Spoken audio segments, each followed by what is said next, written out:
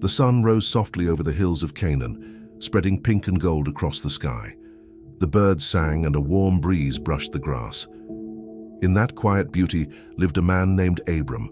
He was kind, gentle, and full of faith. Wherever he went, he built an altar and thanked God for guiding him.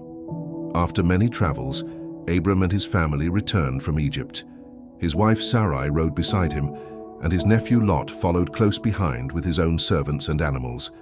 God had blessed them richly. Flocks of sheep and goats, herds of cattle, camels, and donkeys filled the land around them. Their tents covered the fields like patches of white against the green. When Abram came to the place between Bethel and Ai, he stopped.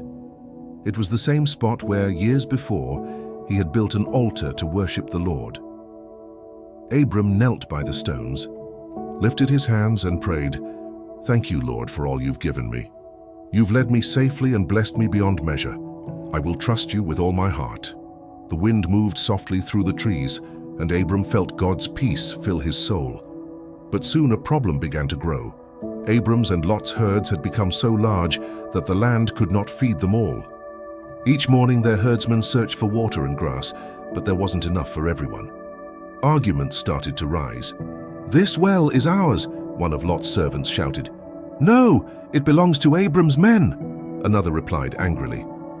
The shouting scared the animals, and the quarrels grew louder. Abram didn't like it at all.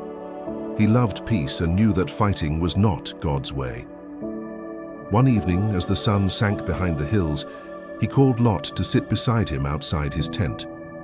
"Lot, my dear nephew," Abram said gently, "our herdsmen are quarreling, and that is not good.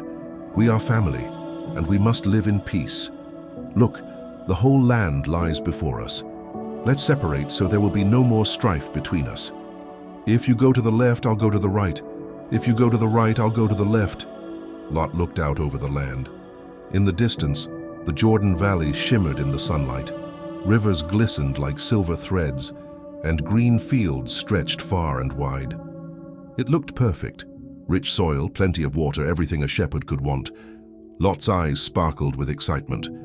"Uncle Abram," he said quickly, "I will take the land to the east, near the Jordan River." Abram smiled kindly. "Go in peace, my nephew.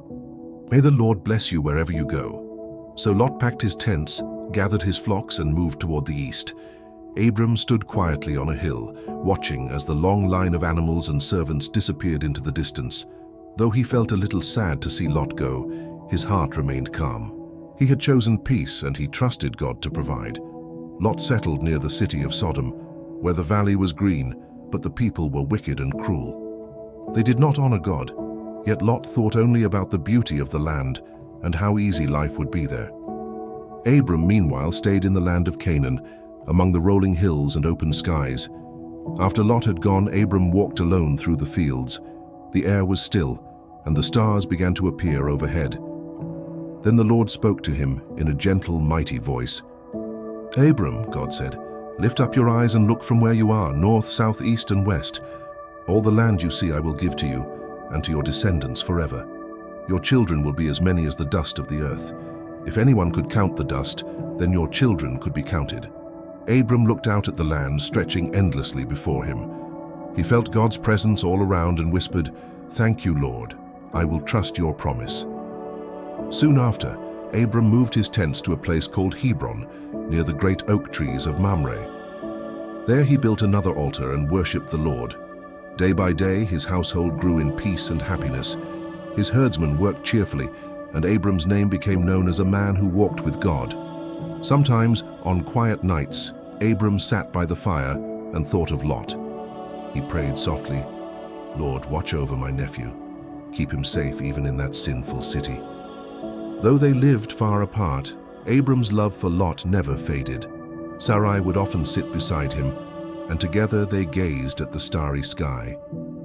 The night, air was cool, and the stars shone like diamonds across the darkness. "Look at them, Sarai," Abram would say with a smile. "God said my descendants will be as many as these stars." Sarai looked up in wonder. "They are too many to count," she whispered. "So will God's blessings be," Abram replied. The two of them sat quietly, listening to the crackle of the fire and the gentle bleating of sheep nearby. Abram's heart was full of peace. He had learned that trusting God was better than holding tightly to possessions. Lot had chosen what looked best to the eyes, but Abram had chosen to believe in God's promise, and that choice brought him joy that no land could buy. Night after night, Abram thanked the Lord for his goodness. The stars above Hebron seemed to shine a little brighter, as if heaven itself rejoiced in the man who walked by faith.